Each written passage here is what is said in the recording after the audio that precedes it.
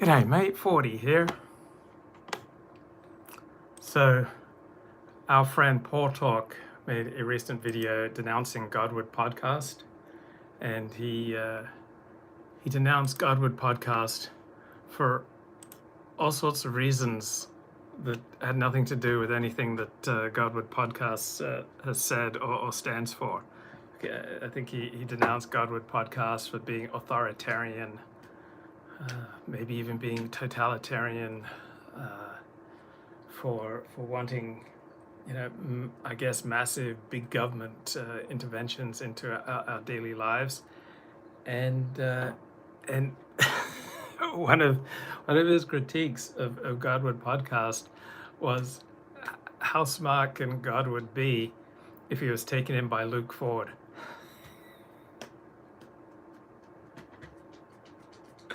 So Paul Talk doesn't tend to make much sense to me. So from my perspective, he seems to be attacking people for things that they don't say. He seems to be reckless in the things he says. He seems to feel no shame when he attributes all sorts of beliefs and statements to people who haven't said any such things. It seems to me that he's frequently arguing it in bad faith.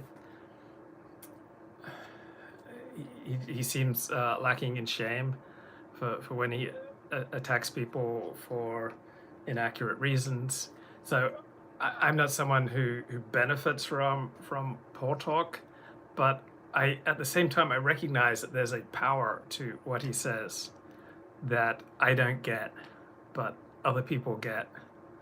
And so just because someone doesn't really provide me with benefit, that doesn't mean that he's not out there, providing a massive blessing to hundreds of other people, just speaking in a way that I don't get. So I once had this roommate. So at the time I was living out of my car.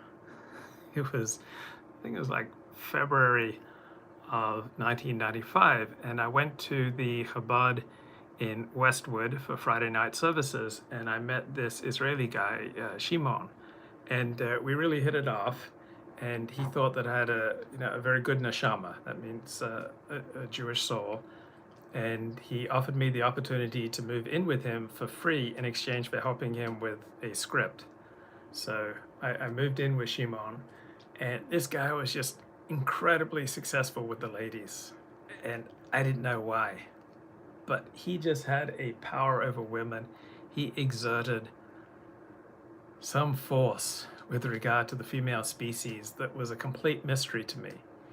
And he once came along to my acting class, and when he did his scene, I thought it was just a mess. I thought it was nothing. I thought it was like embarrassingly bad. But every woman in the class was like verklempt. She was like moved by Shimon's performance. She was like, oh. So lots of people communicate in ways that just don't speak to me. So it doesn't mean they're not powerful and they're not effective and they're not providing a service.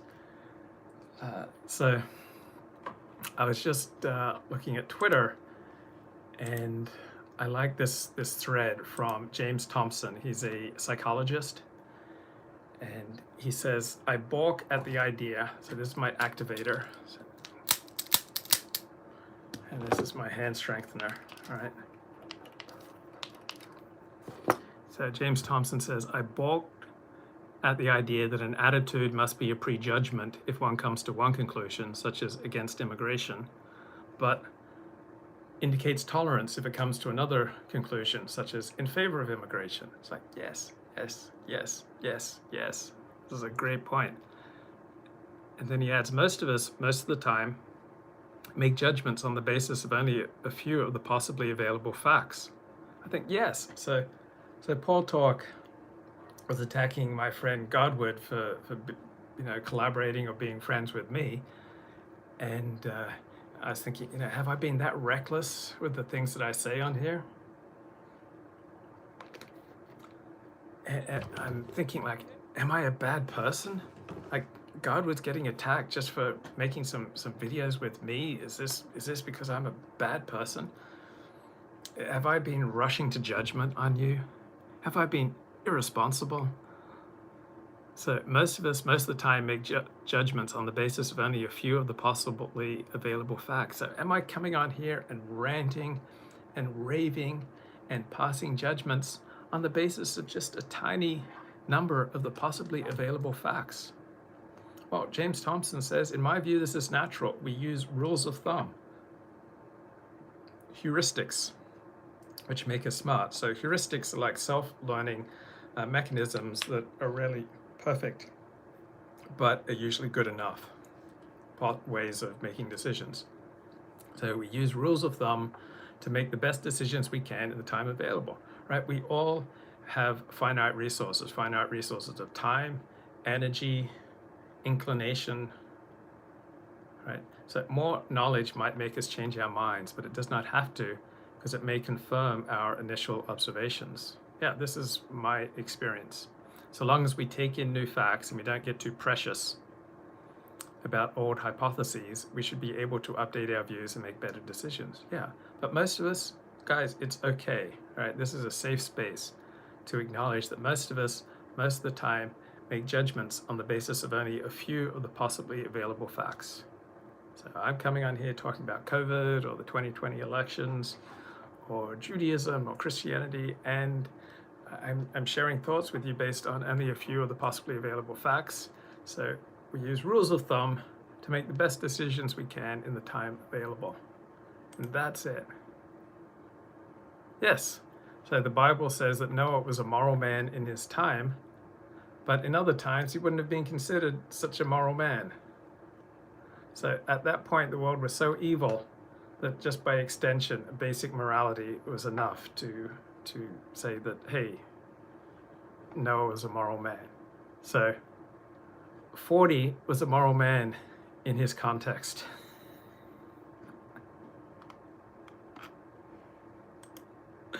So I know what's on the top of your mind this morning. You want me to talk about Jews in the American historical profession? It is true that the bar is very low right now. So I think, was it Rabbi Hillel who said, where there is no man, be a man. I've never heard of Dr. Christiane Northrup. She's a physician. She's in obstetrics and gynecology, and she's an author who has embraced pseudoscientific alternative medicine and anti-vaccine conspiracy theories. She has a history of opposing vaccination and has embraced QAnon ideology during the COVID-19 pandemic. Well, let's just say she doesn't sound like someone that I want to put a great deal of faith in, but all I know about her is what I've just read. So you're saying 40, get back to Jews in the American historical profession. So it's interesting that of American historians writing about populism, meaning William Jennings Bryan.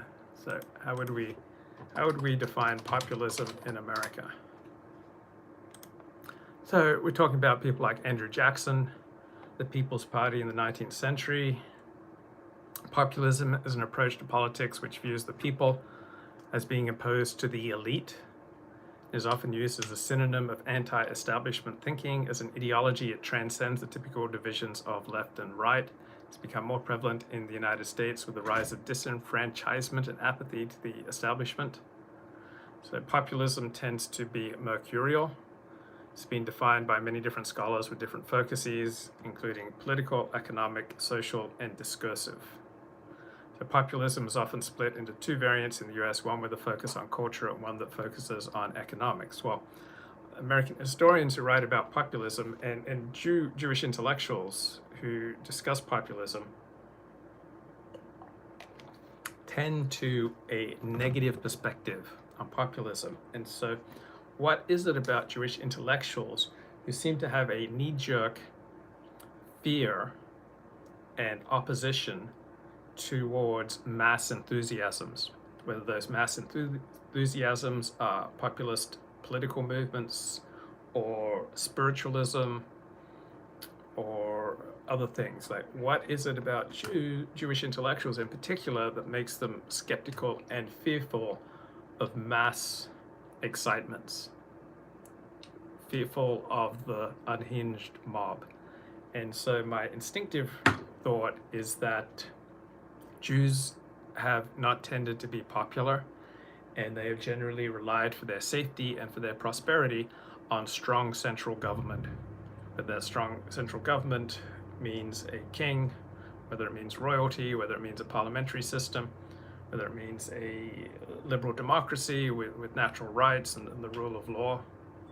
Right? Jews have tended to depend for their prosperity and for their safety on strong central government, and therefore have instinctively been afraid of populist uprisings and mass enthusiasms. Now, I don't believe this is an inherent feature of being Jewish. I don't believe that being Jewish or being Christian or being Muslim has inherent qualities. Right? I believe that this Jewish response is contingent.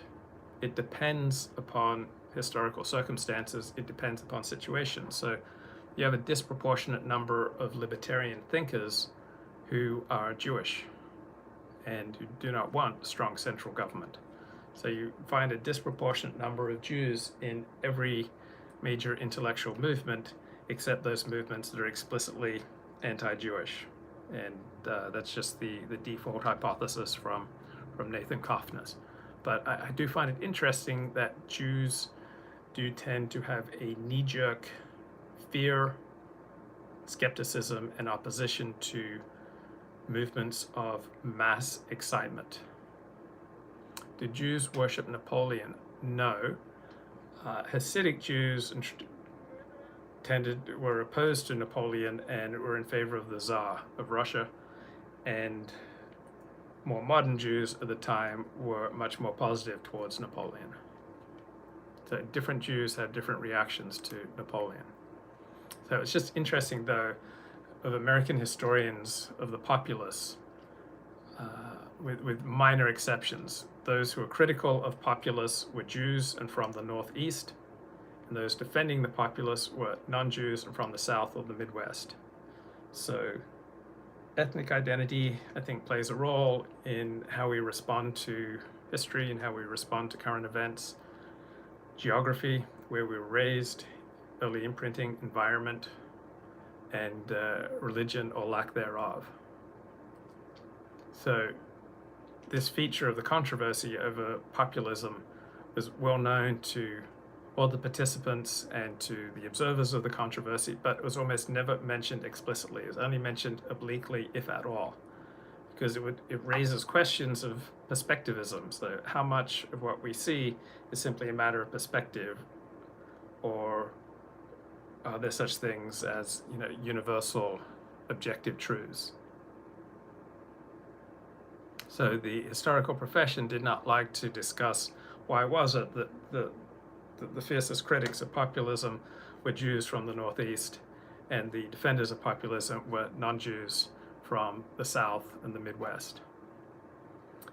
And there was a bloke named Daniel Bell. Do you know who Daniel Bell was? So he was an American sociologist, and he's one of the leading American intellectuals of the post-war era. He wrote a book on the cultural contradictions of capitalism. And he had a conversation with Richard Hofstadter, who I believe was half Jewish. He was an American historian and public intellectual in the mid-20th century. So he had a Jewish father and a Lutheran mother.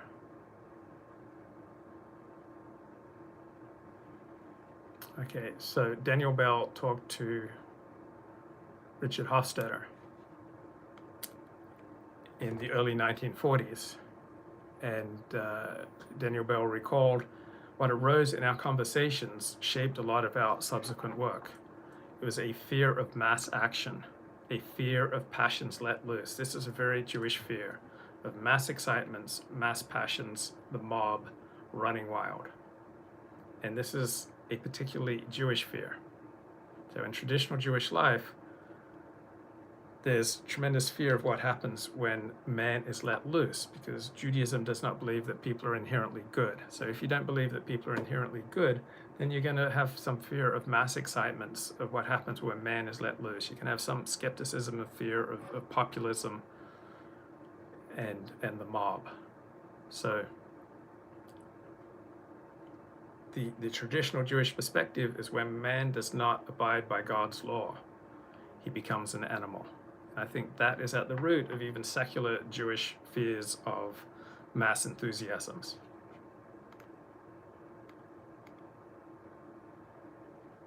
So Peter Novick wrote a great book on objectivity in the American historical profession, and he notes nobody has advanced what seems to me the most compelling reason why a group of people like Richard Hofstadter, Daniel Bell, Lipset, and their friends should have taken such a uniformly and exaggeratedly bleak view of the populace, because they were all only one generation removed from the Eastern European shtetl, where insurgent Gentile peasants spelled pogrom. So I think that's a tendency among Jews to fear mass excitement and mass enthusiasm, because they may be only a generation, 2 generations, 3 generations removed from the Eastern European shtetl, where insurgent Gentile peasants spelled pogrom. So in Eastern Europe, for hundreds and hundreds of years, Jews and non-Jews feared and loathed each other. Now, Jews from Western Europe tend to come from a background of respect and amiability towards non-Jews, because Jews from Western Europe have appreciated the accomplishments of non-Jews, have admired the accomplishments of non-Jews, have wanted to emulate non-Jews in many ways, while Jews from Eastern European backgrounds have tended to feel enmity towards non-Jews and fear towards non-Jews.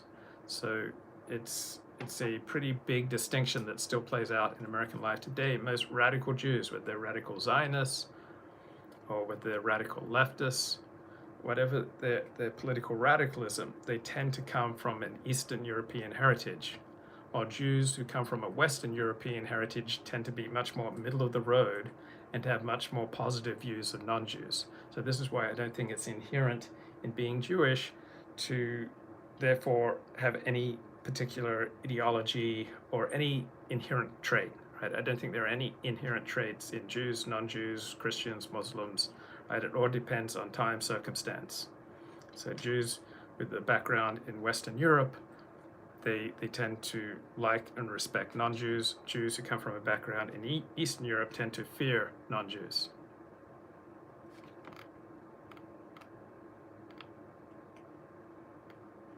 So Jews who have risen to prominence in the American historical profession rarely ventured into writing about Jewish history, and they never tried to define a Jewish perspective.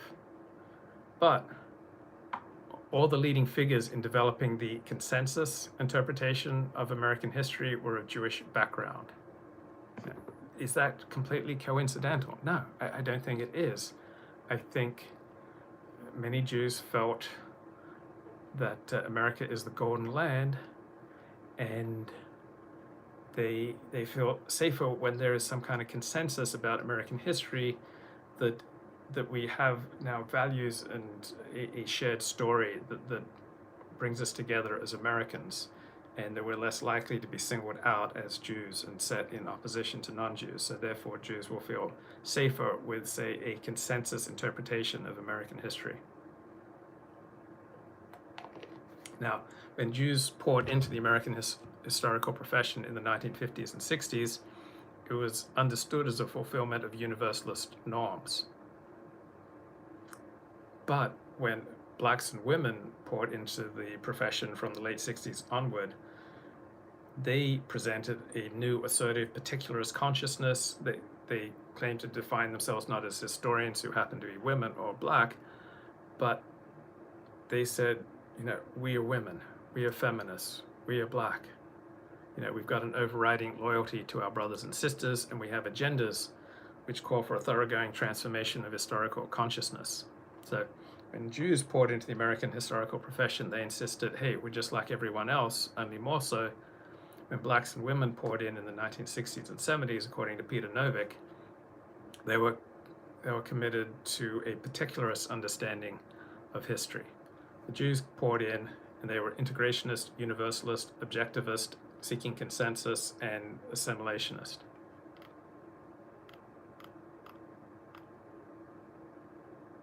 So here's a great saying: those who can gloat.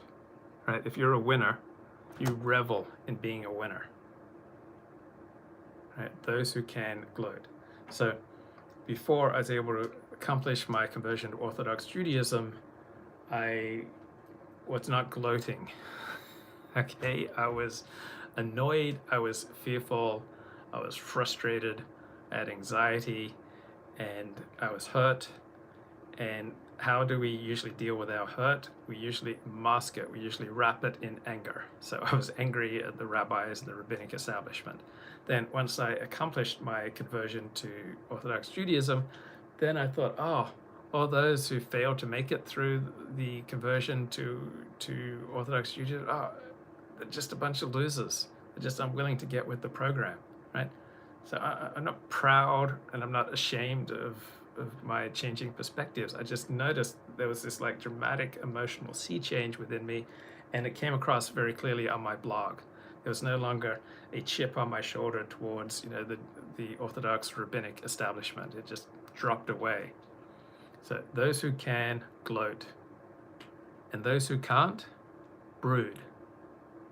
So winners are born gloaters. Englishmen are born gloaters. Now Irishmen are born brooders. This is a quote. So a reformed gloater, say an English liberal or a Swedish liberal, they still identify with the master race, their race. Now the brooder inherently makes the opposite identification, and he feels no sense of guilt, right, for his brooding and rage against gloaters. He only feels a sense of outrage. So perspective informs how we see the world, right? Our particular experience and where we're sitting. So those who've written the most influential studies of white attitudes and behavior towards black have been almost all Gentiles. Those who have written the most influential studies of blacks as subjects of whites have been overwhelmingly Jewish. So there's been a disproportionate number of Jews who've written about blacks, who've written about Aborigines from the black and Aborigine point of view. So though white, these people prided themselves on thinking black, being the reverse of Oreos, you know, vanilla wafers with chocolate filling. And the generalization of these differences between non-Jewish and Jewish historians applies with greatest force to those who came of scholarly age in the 1960s and 70s. So you have these non-Jews writing the history of racism and oppression from the white side, and then you have these Jews writing about racism and oppression from the black side and emphasizing black agency. And also the Jewish historians were far more likely than the non-Jewish historians to have a background in left-wing politics and therefore to be pre-socialized to identify with the oppressed. So if you were on the left, you saw capitalism as inhuman and destructive. Therefore, its victims must have been psychologically maimed and brutalized. On the other hand, if workers and the oppressed and blacks and slaves were as noble and stalwart as they were in left-wing depictions, then could the system within which they had developed really been all that oppressive? So this had many parallels to the way Jewish historians discuss the behavior of Jews during World War II. So resistance came to be equated with endurance and survival. So Jewish historians writing about Jewish Holocaust survivors essentially echoed Lucy Davidowitz, that these survivors, they learned not only to invent but to circumvent, not only to obey but to evade, not only to submit but to outwit. Their tradition of defiance was devious rather than direct, employing nerve instead of force. So you had largely non-Jewish historians who frequently portrayed slaves and blacks and oppressed minorities as maimed and brutalized by their oppression. And then you had another group of historians who had rejected that perspective and said, look, these oppressed people, they learn not only to invent but to circumvent, not only to obey but to evade, not only to submit but to outwit. And then you had historians and sociologists like Nathan Glazer and Daniel Patrick Moynihan in their famous report on the pathologies of the black family in the 1960s, who claimed that black America has no values and no culture to guard and protect, which obviously most people were going to stalwartly reject.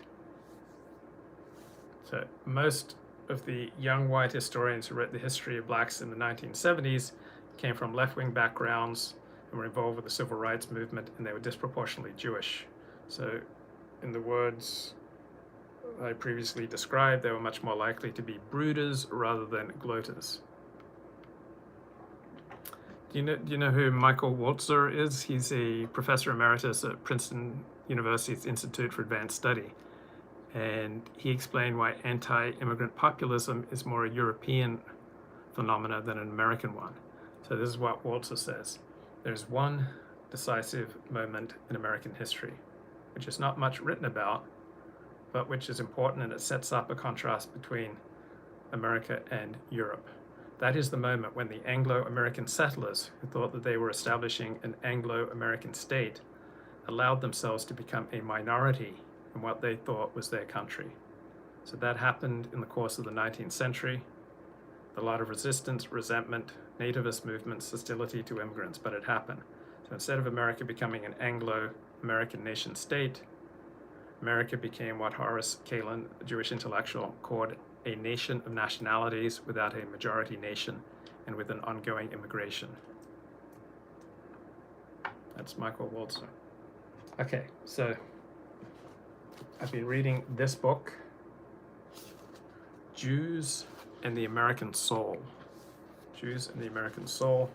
It's by Andrew R. Hines, a professor of Jewish studies. So I'm up to chapter 8. It's called The Spectre of the Mob, Jews and the Battle for the American Unconscious. It's a good book, I recommend it. So this guy's left of center. So he says between the 1890s and the 1940s, Jewish interpreters of the psyche added a new dimension to public conversation about the mind and its unconscious or subconscious regions. So this is a highly reviewed, highly recommended book. So it talks about America's culture, politics, and civic religion have been powerfully influenced by Jewish contributions. This is a shrewd and unsettling account of the influence of some surprising Jewish figures upon contemporary popular culture in the United States. Why do Americans worry so much about their souls? In this book, sketches a dialogue among modern American Jewish writers and figures about the essence of humanity, the soul, and it explores American Jewish writing on psychology, neurosis, self-help, humanism, and the Holocaust. So this book explains how Jewish intellectuals uncovered and explained the marrow of American identity. So the American dream, according to some, was invented by Jews in Hollywood. Neil Gabler wrote that book on Jews in Hollywood called An Empire of Their Own. And he claims that Jews in Hollywood invented and made popular the American dream. So this book says that Jewish intellectuals uncovered and explained the marrow of American identity, even as they sought to secure their place in America that did not always want them. So much of the analysis from these Jewish intellectuals was, of course, self-interested. They wanted to create an America that was a safe place for Jews. So now, how would Jews in general react to non-Jews uncovering and explaining the essence of Jewish identity? So let's just say they would tend to be somewhat skeptical and not necessarily thrilled. So this book says that Jewish ways of thinking about the soul, about human personality, and the meaning of life have spread to millions of Americans. So how do you think about the American soul? So why did these Jewish intellectuals see danger in the popular idea of a spiritualized psyche? Why did they campaign against it, insisting instead that the mind contained no mystical or spiritual elements? Now, I don't think it's inherent in being Jewish to campaign against spiritualism or to campaign against behaviorism. So do you know what behaviorism means in psychology? So it's a school of thought that says essentially we just respond to stimulus. Right, so it's a way of understanding the behavior of people and animals. It assumes that behavior is either a reflex evoked by the pairing of certain antecedent stimuli in a particular environment, or it's simply a consequence of an individual's history, especially reinforcement and punishment experiences, together with the individual's current motivational state and controlling stimuli. So behaviorists generally accept the importance of heredity and genes in determining behavior, but they focus primarily on environmental events. So behaviorism contains philosophy, methodology, and theory. It emerged in the early 1900s as a reaction to depth psychology and other traditional forms of psychology. So it was a reaction in part to Freud. So have you read Michael Lewis' book, The Undoing? The Undoing Project, a friendship that changed our minds. So his book came out in 2016, and he noted that in the middle of the 20th century, all of the leading behaviorist psychologists were WASPs, white Anglo-Saxon Protestants. So it seemed like at that time, psychology consisted of two entirely unrelated disciplines. There was WASP psychology and Jewish psychology. So there was WASP understandings of the soul and Jewish understandings of the soul and the psyche. So the WASP marched around in white lab coats, carrying clipboards and thinking up new ways to torture rats. And they avoided the great wet mess of human experience. So the Jews embraced the wet mess, even the Jews who disdained Freud and his methods and who longed for objectivity, wished to search for truth that might be tested according to the rules of science. So many Jews long for objectivity. And is ideology a word and a concept invented by Jews? I don't think so. So ideology means a set of beliefs or philosophies attributed to a person or a group of person.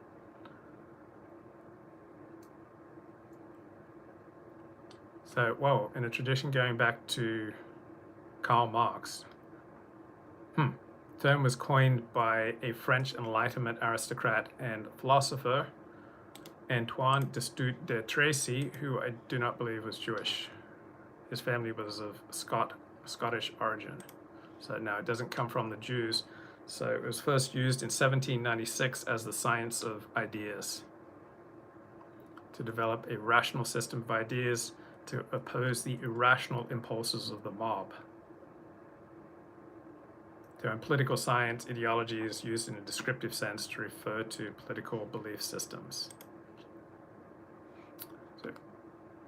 So Ashley says Kenneth Brown destroyed Keith Woods in a recent response video. He challenged Keith Woods to a debate. Keith Brown uploaded a psychoanalysis video about the social phenomenon of milk crate challenge going on in the African American community. There are no bad people, just bad choices, except Luke Ford. He's a bad person. Did I see the video where the kid kicks over the crates when a cop is trying to do it? Yeah, it does seem that not all groups commit identical rates of crime. And Kenneth Brown said it was a myth that WASP are no longer ruling America.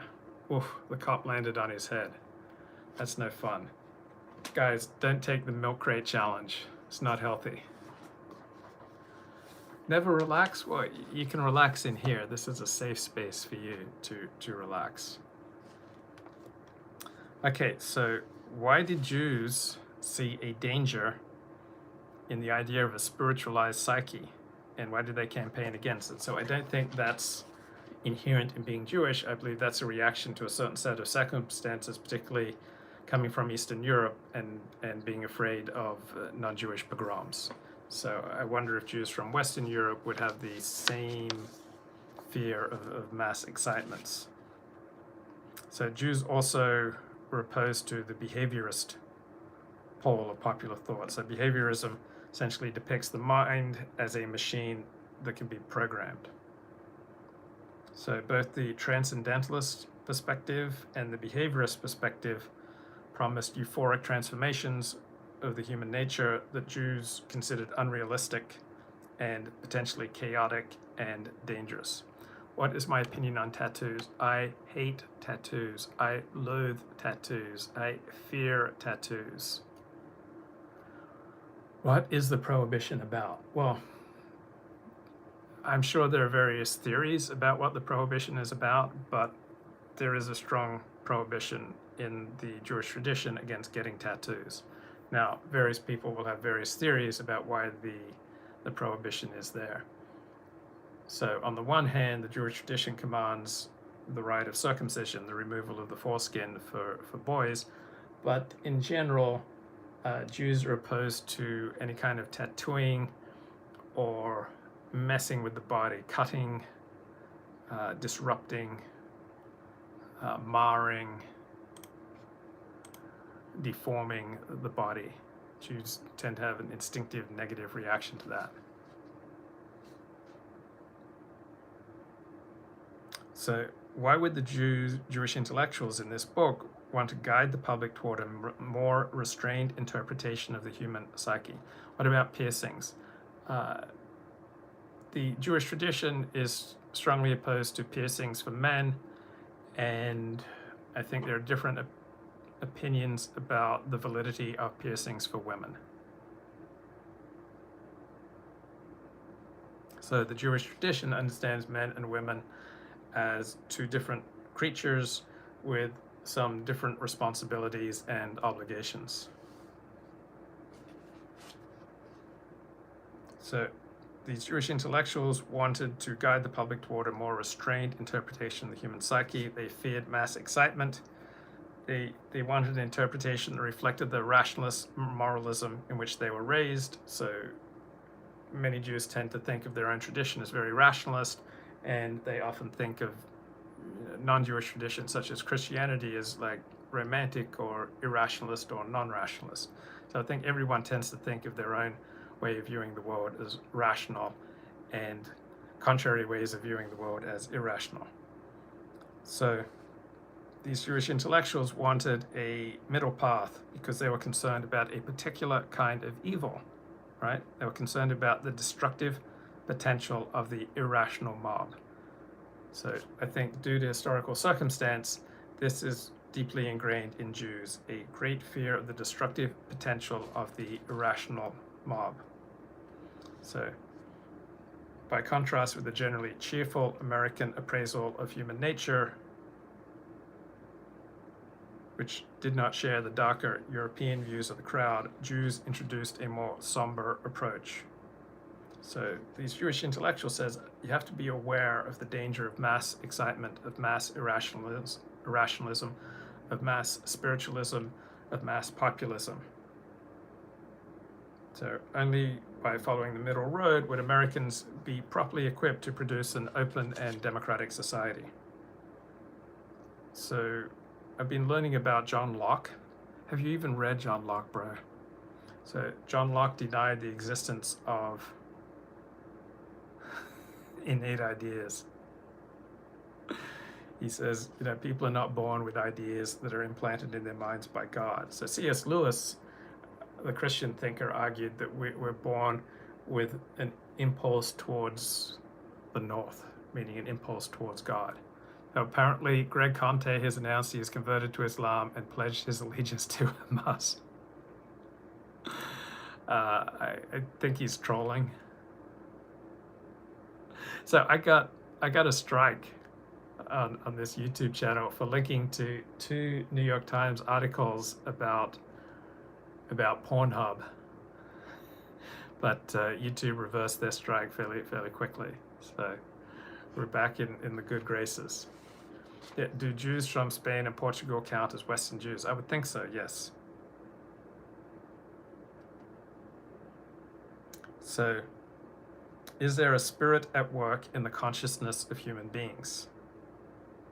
So much of the excitement of modern intellectual life has come from a succession of thinkers who believe they have unlocked the mysteries of consciousness. And I haven't watched Duvid's shows with Jen, but aren't they talking a lot about consciousness and quantum mechanics and quantum this and quantum that? Hey, have you guys watched James Janney? I really like his YouTube channel. He does some great shows on New Age thinkers. Hey, there's Jen. She's in the chat. So James Janney has done some great videos on the law of attraction, on New Age gurus, on people selling online courses. It's I think it's really good stuff. So I had a friend recommend James Janney to me, and I really like it. So Jen, correct me, but haven't you and Duvid talked a great deal about consciousness and quantum things, quantum mechanics, on your weekly show together? So is there a spirit at work in the consciousness of human beings? I assume that Jen would say yes. So in America, popular discussions of consciousness have veered towards transcendentalism on the one hand and behaviorism on the other. So transcendentalism says the human soul believes in the human soul, and that there are spiritual powers that are submerged in the depths of human consciousness. And the behaviorist camp has a completely different perspective. For them, biology and environment is everything. Our most intimate and deepest of thoughts can be explained in physical terms and can be altered by mechanical changes in the environment. So Jen says, yes, I have a quantum model of consciousness. I don't talk about soul in my model or spirit. I just talk about consciousness. I feel that soul and spirit are the domain of religion, and they're not really science.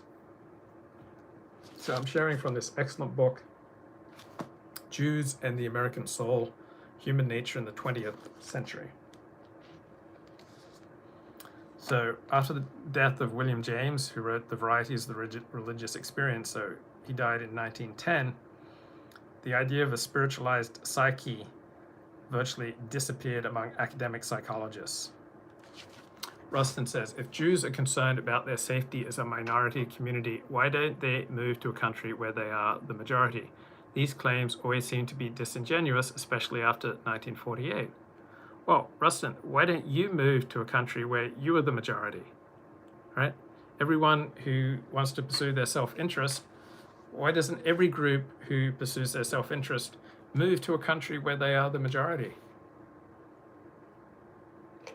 So the reason that Jews don't automatically up and move to a country where they are the majority are the same reasons why you don't up and move to a country where you are the majority, right? Because you have enough attachments, you have enough things that you like about where you are right now, that even being part of the majority is not compelling enough for you to up stakes. It's people usually operate on inertia. People don't often up stakes and move to a completely new country, particularly if they don't speak the language. So the United States of America has, by and large, been a golden Medina. It's been a golden land for Jews. It's been a golden land for non-Jews. It's a great country to live in. And just because you want to secure certain rights or to feel safer in a particular environment does not mean that you're willing to just give up everything you have in the United States to move to another country where you are the majority. So all the people who complain about white dispossession and the Great Replacement, very few of them actually move to countries where they can be part of the majority, where they can be part of the overwhelming majority. Why don't people up and move according to the things they say? Because being part of the majority is not the only consideration. People have stakes, people have friends, people have interests, people have jobs, people have professions, people have a way of life that is much more conducive to living in America. Pastor Rick Wiles is demanding $1 million from Mike Lindell of MyPillow for defamation against True News. Seems like Jews from Brazil and Argentina mirror Jews from the United States. Well, guess what? Jews from Eastern Europe who share a certain evolutionary and social and cultural background over hundreds and hundreds and hundreds of years will tend to demonstrate similar traits whether they're living in Argentina, Brazil, the United States, Canada, Australia, New Zealand, or England. Just like people who come from Africa and their ancestors lived for thousands of years in Africa tend to demonstrate similar life outcomes whether they're living in Europe or the United States or Australia or South America. And people who come from thousands of years of ancestry in Japan and then move to Argentina or Brazil or the United States or Canada or Australia also tend to demonstrate the same life outcomes. So this is not something that's unique to Jews. And I think most people make their safety a top priority, right? Whether you're Jewish or non-Jewish, a normal person will think about his safety and will take all prudent steps that he can to maximize his safety. The world outside of this cozy group we've got going here is far more dangerous than we consciously think about, right? The world outside of this space is far more dangerous than we can handle thinking about. So when we leave this cozy, warm, safe space, I've created this space for you so that you can be safe to share what you feel. But when you leave this safe space, the world outside is so dangerous that you impose upon it all sorts of structures that are not there. These structures only exist in your mind. So you think the world outside of this safe space has certain reliable, safe structures that are simply not there. They only exist in your imagination, in your mind, because the confusing and dangerous reality outside of this safe space is too disconcerting to think about or even to be conscious about. So instead we impose an order on reality that is not there. If America is safe for Jews, which it is, then why do some Jews seem to view America as potentially unsafe? Well, with these type of questions, always see how the question sounds when you substitute non-Jews for Jews or Christians for Jews. Rustin, if America is a safe place for Christians, which it is, why do some Christians seem to view America as potentially unsafe? If America is a safe place for blacks, which it is, why do some blacks seem to view America as potentially unsafe? If America is a safe place for non-Jews, why do some non-Jews seem to view America as potentially unsafe? We evolved to have a heightened awareness and consciousness and fear of threats to our safety. So that's just part of the human condition. It's not something that's unique to Jews. Everybody has a concern for safety. And everybody who is rational takes all prudent steps to make themselves as safe as possible, even though consciously we rarely acknowledge how dangerous the world outside is and how chaotic the world outside is and how the world outside of this safe, lovely little chat is far more random than what we acknowledge.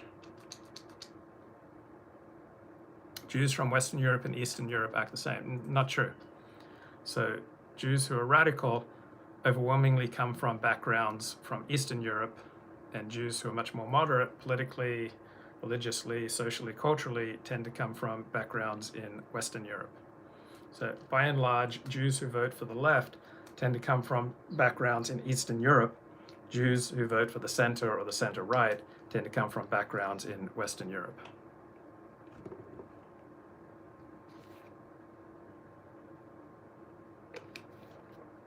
Yeah, there are parts of Los Angeles that are as dangerous as any place in the world, right? Because they are populated by people who have a disproportionate number of those who act in very dangerous ways.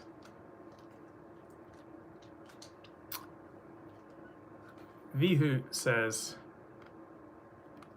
I don't think there are many Eastern Jews in South America. Well, you need to do some research because there are. In fact, there were so many Jews in the sex trade in South America that they had their own synagogues, right? It was known as white slavery.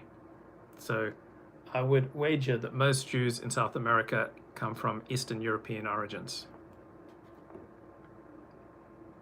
Ashi notes Kenneth Brown lists a top 50 list of minoritarians that rule over the masses. He says appealing to the masses never leads to power and that populism is a failed political strategy. Well, I would say that appealing to the masses does not always lead to power. Sometimes it does, and sometimes it doesn't. And populism is sometimes a winning political strategy in certain times and circumstances, and sometimes it's a loser strategy. Everything is contingent. Contingent means depends upon.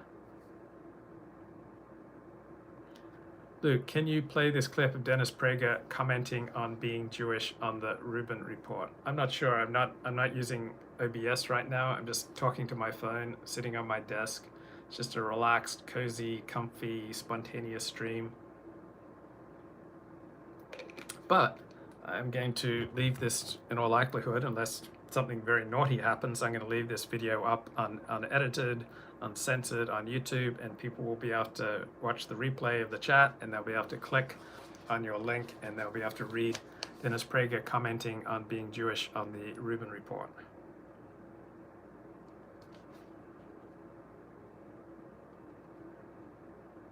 So there was a steady trend in academic psychology away from a belief in the spiritualized psyche, and it reached its peak in Watson's behaviorism. So behaviorism,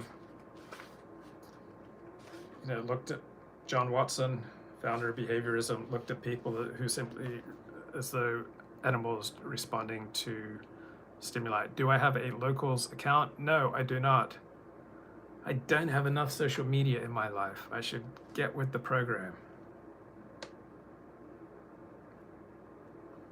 So many psychologists were put off by John Watson's utter rejection of consciousness, right? His belief that people acted like machines. So that's the behaviorist perspective in psychology, that people basically operate like machines and simply respond to stimulus.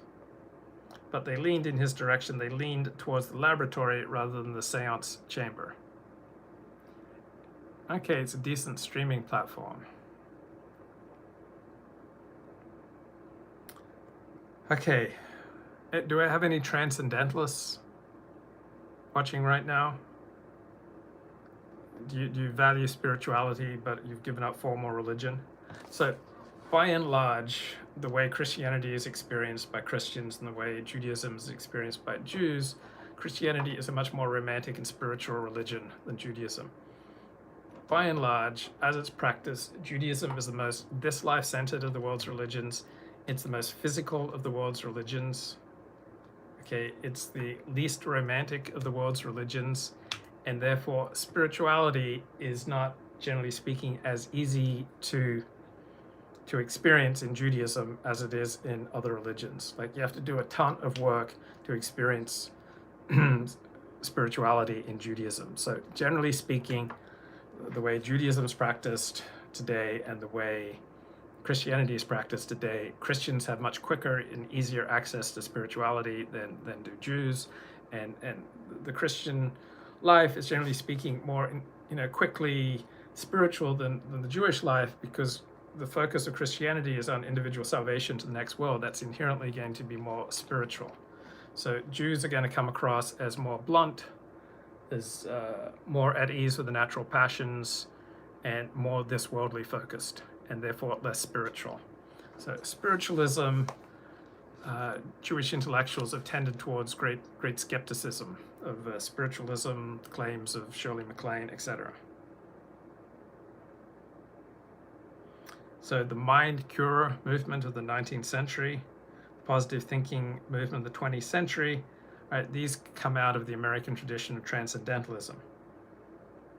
So there was a prolific, inspirational non-Jewish writer, Emmett Fox, who described all this in his 1932 book, The Power of Constructive Thinking.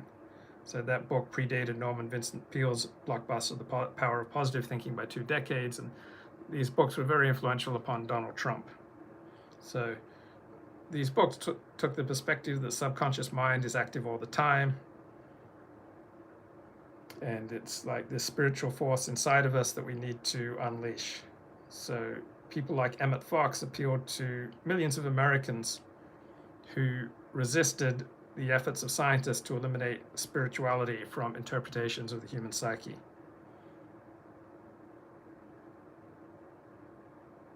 So people wanted to be able to mine the psyche in a way that combined the aura of science with the simplicity of faith. If safety is a concern for the people in power, both Jew and Gentile alike, then why did they promote mass importation of various groups which may be a threat to their safety? I think one answer is that the people who promote this importation of minority groups, they're an elite. They're a tiny, tiny number of Americans, so they're an elite. And so the importation of these groups is not a threat to them because by and large they live in gated communities, right? They have their own security, they have their own protection, and they're not generally going to be as affected by the importation of minority groups as regular Americans. So also they get cheaper help, right? They get cheaper servants and workers through mass importation, while for regular Americans, mass immigration reduces their wages, reduces their sense of comfort in life, and makes them feel less safe.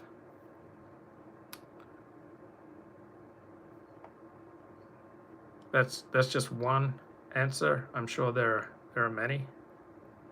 So people can simultaneously promote some ideology and conduct their own life in a way completely contrary to that ideology.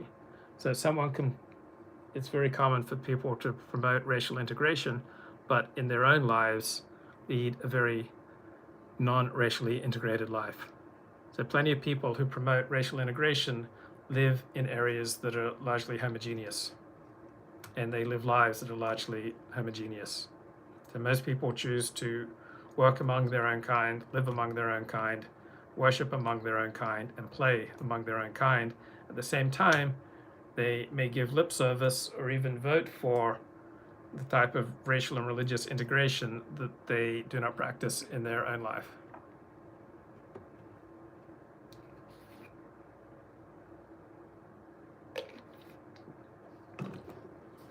So, interesting book, Jews and the American Soul, Human Nature in the 20th Century. So Jews were not impervious to the allure of spiritualism, but there's not really a Holy Ghost in Judaism. The Holy Spirit doesn't play as prominent a role in the lives of American Jews as it does in the lives of American Christians. So Christians tend to be nurtured in the idea of the Holy Ghost, the Holy Spirit, and it says in the New Testament that one sin that can never be forgiven is a sin against the Holy Spirit. So Jews, by and large, don't have backgrounds that leads them to think in terms of infusions from an external source of spiritual power. So some Hasidic Jews may have backgrounds, but they're not going to go into psychology by and large. So there are all these non-Jewish thinkers who develop these theories of reserve energy in our unconscious that we just have to, tap into the latent spiritual powers of our unconscious. And once we do that, we can instantiate, tremendous power and energy. So you have these non-Jews analyzing humor and saying that true humor taps into subconscious reservoirs of energy that put the individual in touch with the infinite, right? That's not generally the way that Jewish intellectuals talk. So the infinite depth of the soul and the very failures, faults, defects, and imperfections that gave rise to humor. Yeah, Ron Owens reposted an article on Andrew Anglin on the Ashley Babbitt shooter's identity story. So if you support law enforcement and law and order, then you have to support that cop who shot Ashley Babbitt, right? You've got the Vice President of the United States and many of America's leading politicians just a few feet away from a howling, raging mob that's threatening to break through and possibly do violence to America's leading politicians. And so, come on, guys, don't we love our cops, our law enforcement? We love our military too, because they're important. If you support law and order, you support the cops. If you support the rule of law, then you have to support the cop who shot Ashley Babbitt.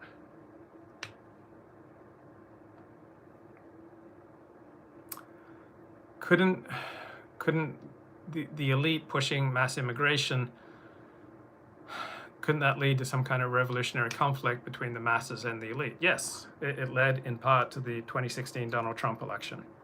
So right now we have more suspicion and alienation between the elite and the masses than we've had ever before in American history. I don't think we're on the verge of a civil war, however. So you had Jewish intellectuals and writers exhorting Americans to tap into their reserves of power, but they don't generally wander into transcendentalism. So you had Jews like Herbert Kaufman, who had a syndicated Sunday column called Vim, Vigor, Victory, filled with high-pitched self-help exhortations and aphorisms. It's kind of like the Poor Richard's Almanac. And he badgered his readers to waste no time and no opportunity to realize their potential for success and productivity. Guys, I am here to help you unleash the giant within. Are you ready to cross the bridge to total freedom? So, what transcendentalism are we talking about here?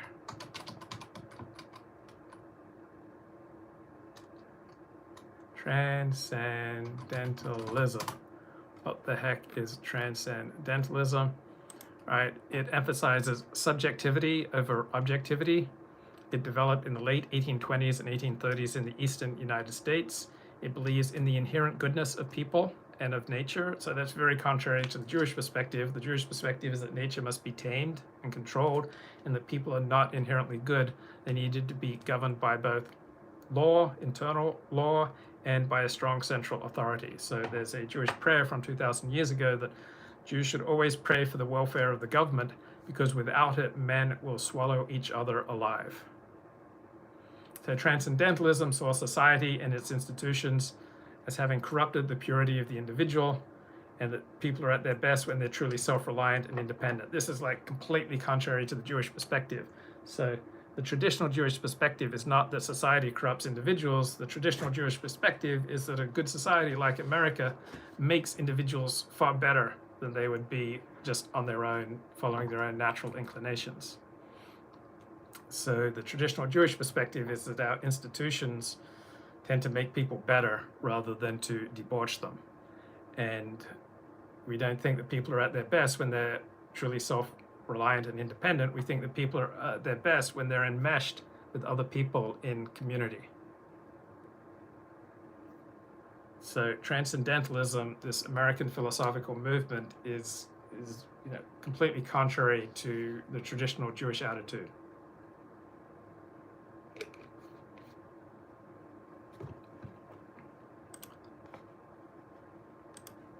Ashley says Richard Spencer went full Kantian metaphysics on the kill stream. He said cause and effect don't exist outside of the human mind. Well, I would invite him to step off a ledge, off a wall, and I would assure him that the laws of gravity will very much have an effect. I will assure him that if he walks down the street and punches someone, the odds are fairly good that there are going to be very negative consequences. I think Richard Spencer's career over the past 5 years is a very strong argument for the idea that there are tendencies towards, if not laws of cause and effect.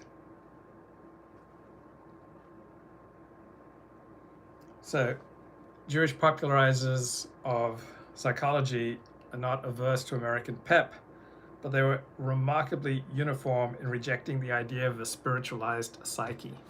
So again, I don't think this is inherent to Jews. I think this is a reaction to time and place.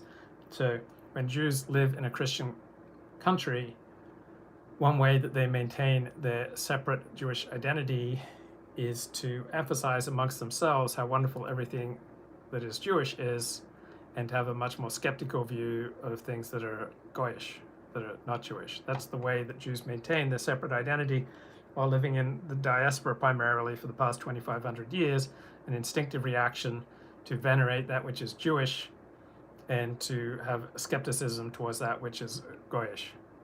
Is there a difference in how different groups of Jews view spirituality? Yes, Hasidic Jews tend to be the most spiritual. Orthodox Jews tend to be more favorably disposed towards spirituality than non-Orthodox Jews. Hasidic Jews tend to have a more favorable view of spirituality than non-Hasidic Orthodox Jews. Do European Jews view it differently than Middle Eastern Jews? Yes. So Middle Eastern Jews tend to have a much easier and more natural and more comfortable relationship to spirituality than European Jews. Is there a difference between Western and Eastern European Jews? Yes, Western Jews tend to like and admire non-Jews, and Eastern Jews of Eastern European backgrounds tend to have much more fear and skepticism of non-Jews. So by and large, Jews from a Western European background tend to be more assimilated into Gentile culture, and Jews from an Eastern European background tend to be more skeptical and fearful, and sometimes skeptical and hostile towards Gentile culture.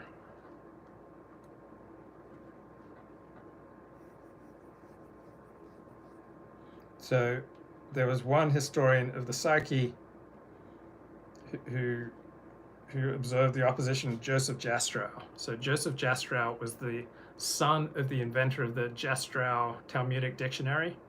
So he dropped Orthodox Judaism, went in a secular direction, and became a psychologist. And then he carried on a crusade to demystify the psychological term most subject to abuse by the general public, the subconscious.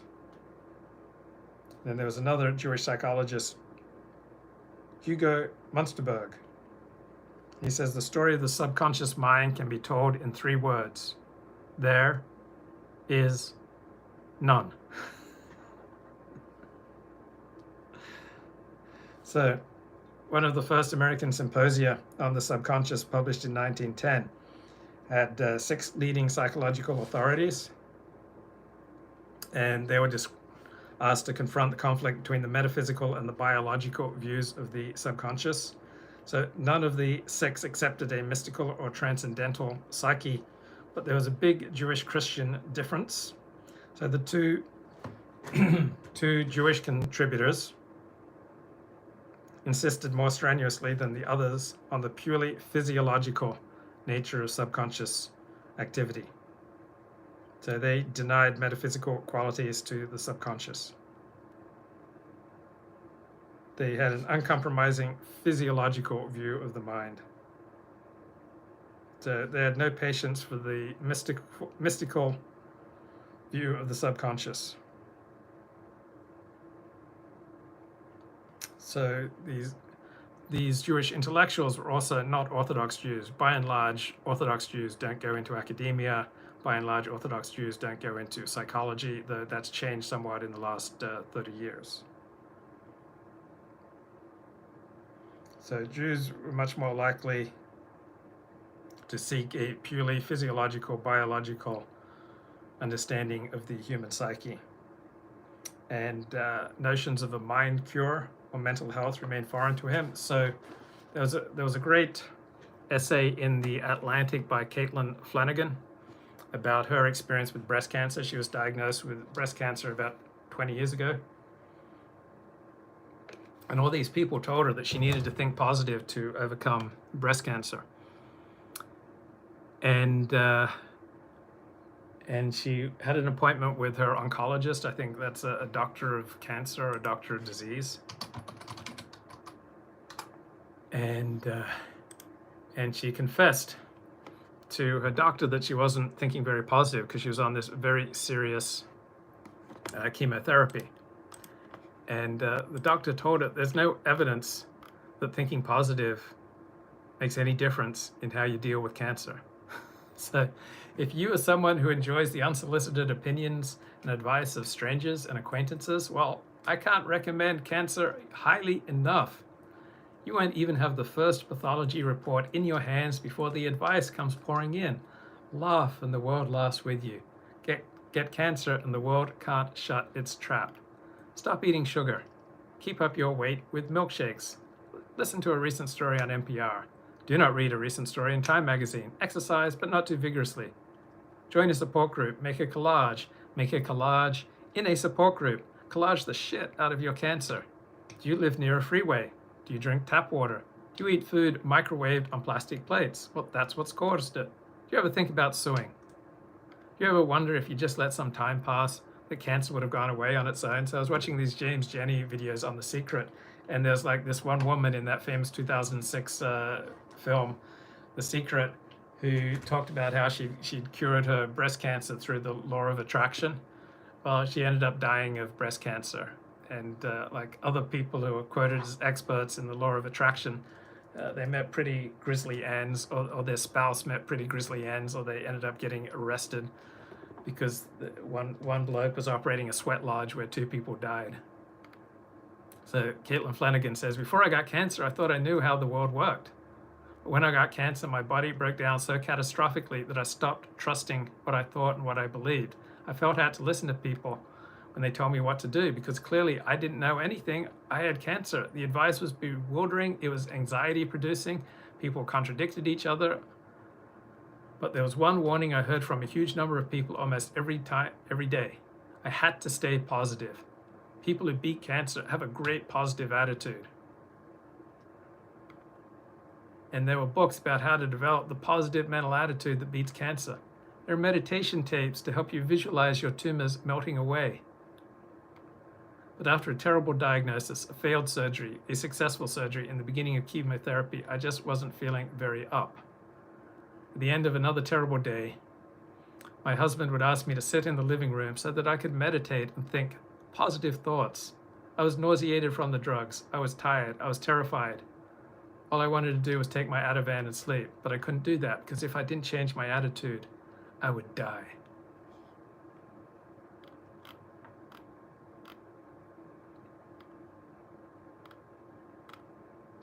I remember when I got chronic fatigue syndrome, one doctor recommended the works of Bernie Siegel. He's got the 1986 classic Love, Medicine, and Miracles.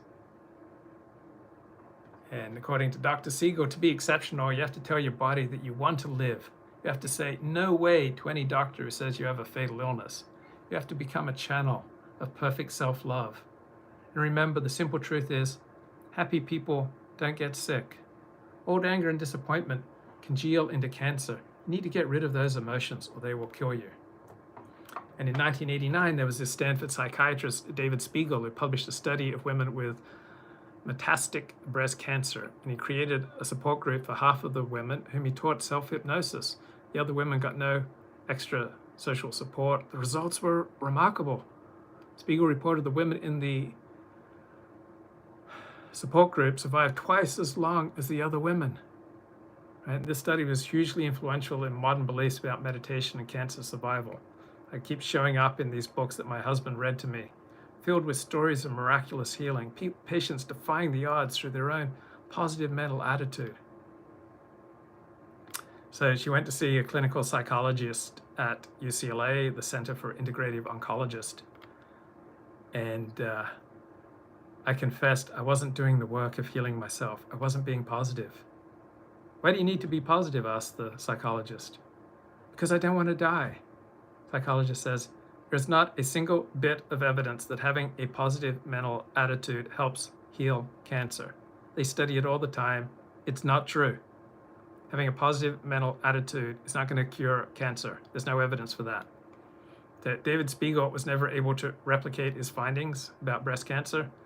The American Cancer Society and the National Center for Complementary and Integrative Health say there is no evidence that meditation or support groups increase survival rates. The cancer occurs when a group of cells divide in rapid and abnormal ways. Treatments are successful if they interfere with that process, and that is the whole equation. So, wouldn't karma improve your odds of surviving cancer? So, many wonderful and generous women have died very quickly of cancer.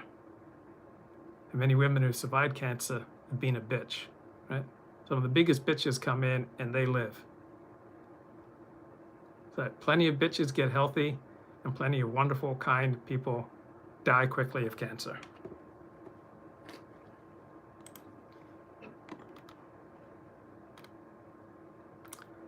As she notes, Kenneth Brown describes Keith Woods as a political OnlyFans content creator. Says he uploads political content, then arouses his followers by posting provocative and controversial content. Kenneth Woods has so many interesting perspectives. He is a remarkable fount of interesting ideas. Richard Spencer was accused on the kill stream of being a spoiled child of the elite, desperately clawing for power and relevancy. Southern Dingo accuses and confronts Richard Spencer about being a glow-in-the-dark federal asset, and accuses Spencer of working with Paul Nealon to dox and ruin the alt-right. What do you mean PMA fixes everything? What is PMA? Are you referring to the Pacific Maritime Association? Positive mental attitude. Foolish me. Foolish me, I am in error.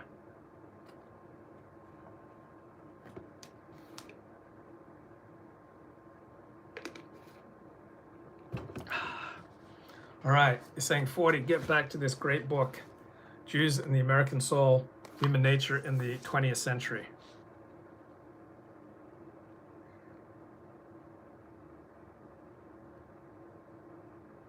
So Jewish followers of Freud and Adler guarded against spiritual incursions into their theory of the unconscious.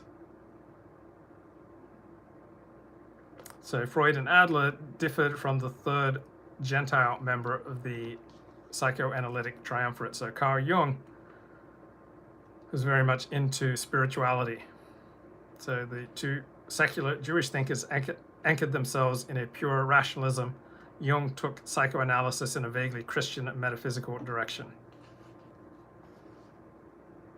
So the secular Jewish psychologists tended towards great distrust of mass enthusiasms, of spiritualism, and a great distrust of mysticism. So Jewish followers of Freud tended to reject mysticism, and they did not want to reroute psychoanalysis in American transcendentalist ideas of the infinite.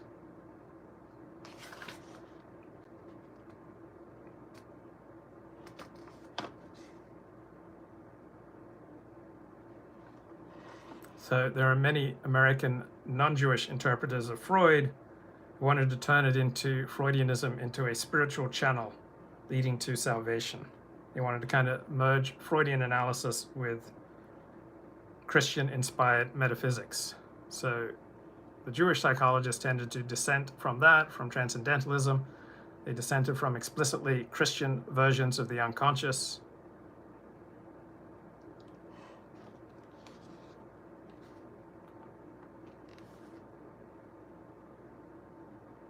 So they preferred physiological and biological interpretations. So they particularly hated this idea of mental healing, that you can heal yourself through a positive mental attitude.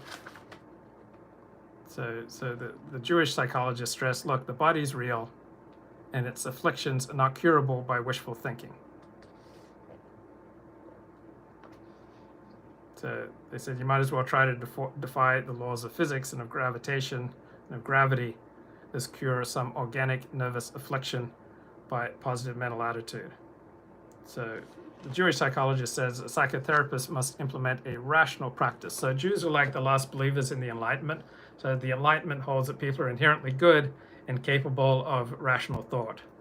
So religious people tend to have a much more skeptical view of human nature and of the human potential for being rational.